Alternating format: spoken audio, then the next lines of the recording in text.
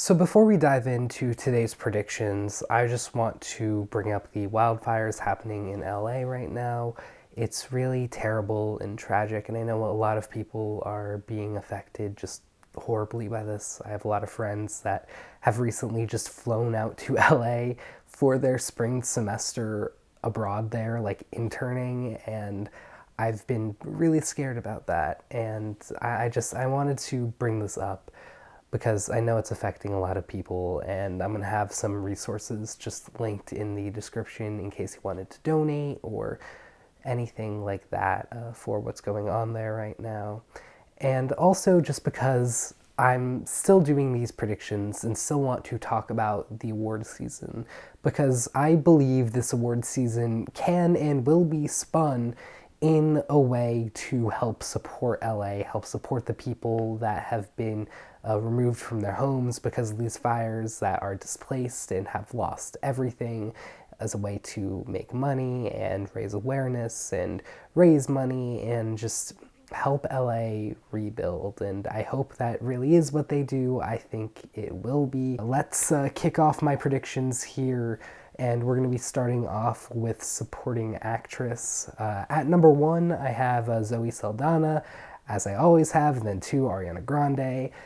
They really are just completely locked in. But Saldana, I feel better than before as my number 1, just because, you know, she won the Globe over Grande. They faced head-to-head for the first time, and Saldana took round 1. And I expect her to continue and take more rounds. But I do have a big change with number 3, that being Monica Barbaro for A Complete Unknown. She got that SAG nomination, and I just think in general, with how A Complete Unknown has just been on the rise nonstop, where James Mangold is all of a sudden like a contender for a Best Director nomination, where it is like a middle film for Best Picture rather than a lower film for Best Picture.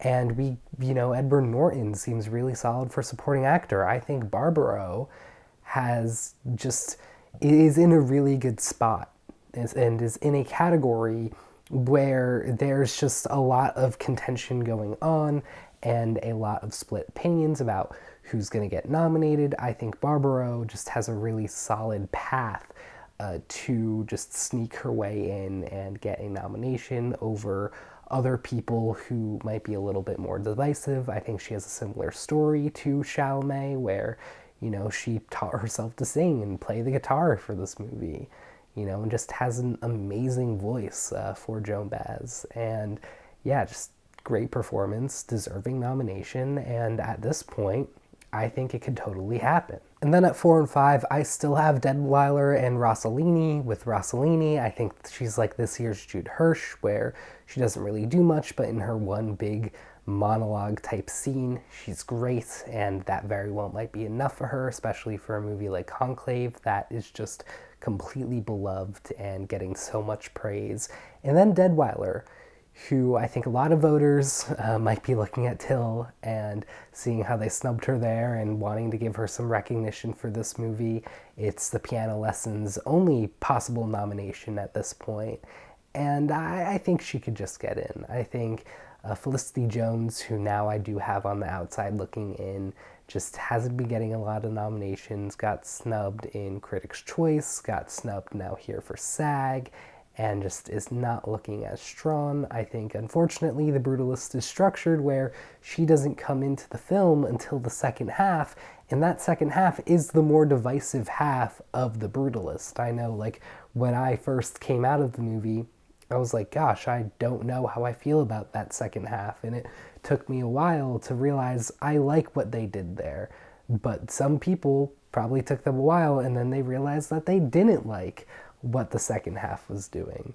And unfortunately, Felicity Jones is stuck in a position where she was sort of the figurehead of that second half. So if you didn't really like the second half of The Brutalist, chances are you might not really be a fan of Felicity Jones. And then wrapping things up, we have Anjanou Ellis-Taylor, Jamie Lee Curtis, Selena Gomez, and Margaret Qualley.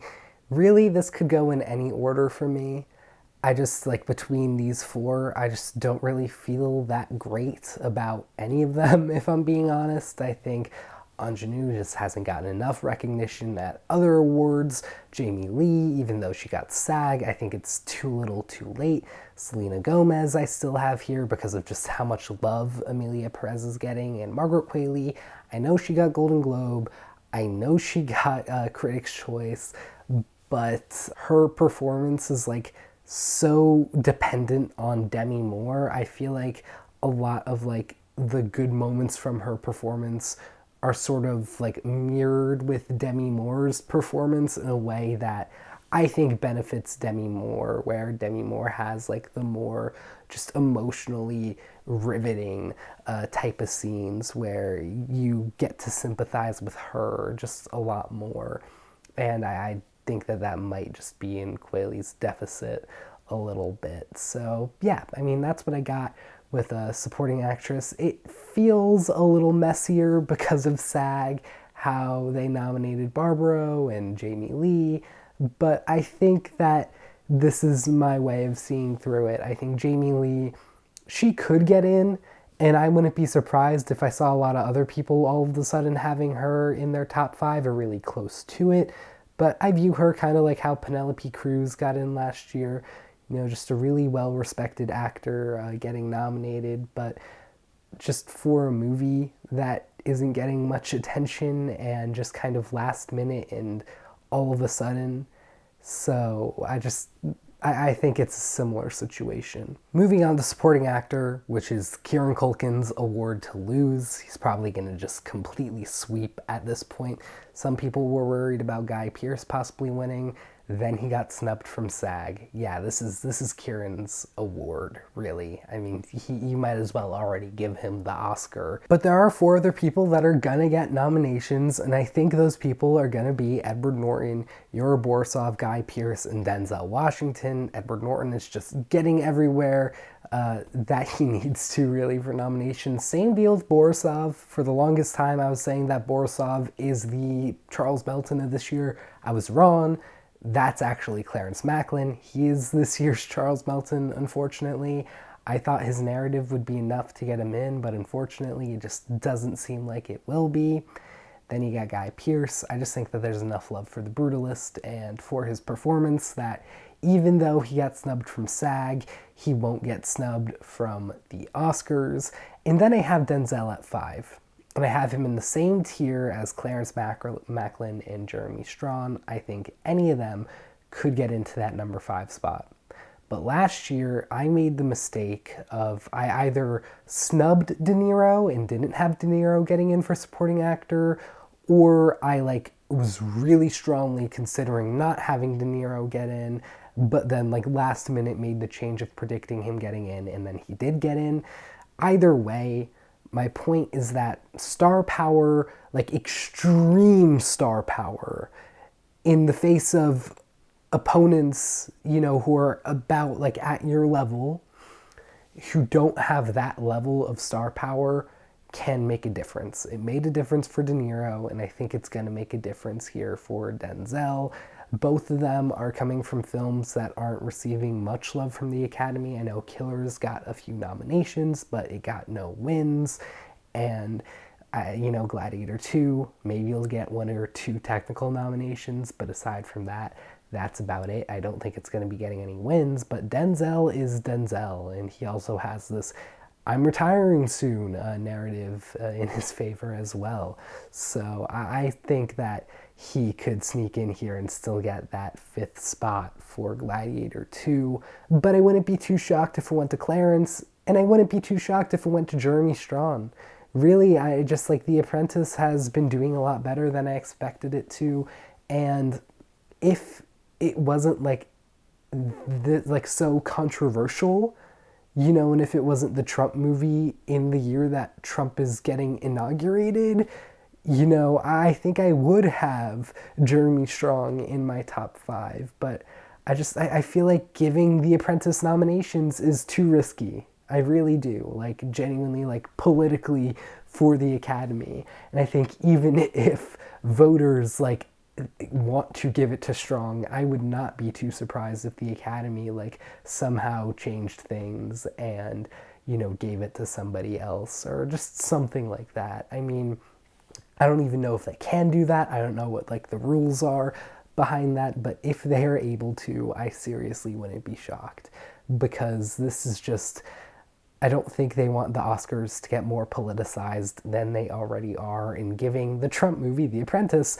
a nomination would do that. And, you know, just, I don't know if they want that kind of attention. I also have Jonathan Bailey and Stanley Tucci here as potential nominees, but I just think that they're both complete long shots. Even though Bailey got his nomination at SAG, I just think when it comes to the Oscars, he just doesn't have enough in his performance to warrant a nomination. But who knows? Maybe he'll get in, and maybe I'm wrong, and maybe this is just me being in denial about Wicked. Moving on to original screenplay, where you have 4 just really locked-in films: The Brutalist, Anora, A Real Pain, and The Substance, and then just a little battle between 2 different films for the final spot, those being September 5 and Challengers.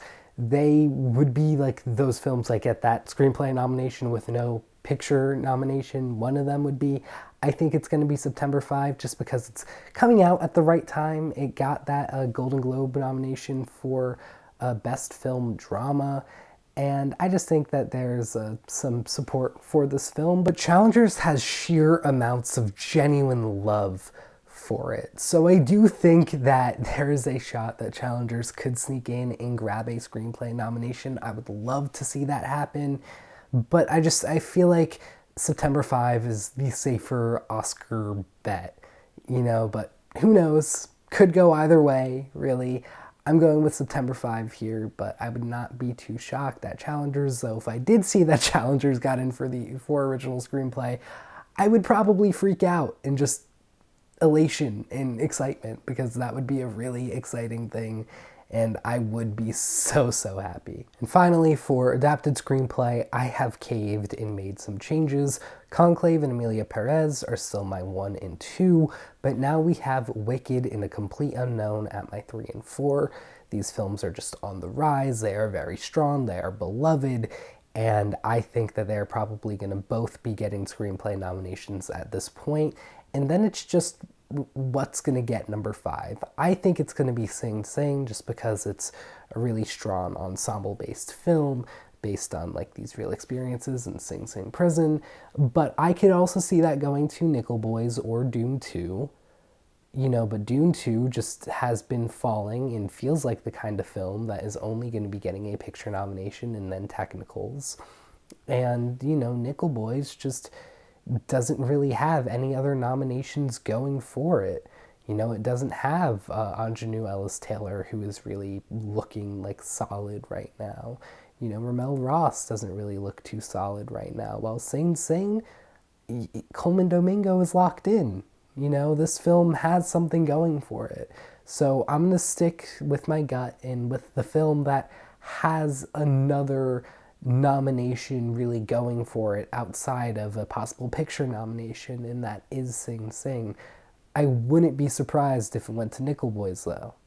You know, and Dune 2, that would surprise me a bit more, but I could see it happening. I think it's still possible and like within the range of the ballpark, but I'm going to be giving it to Sing Sing here. Those are my predictions, you know, part 2 of my predictions.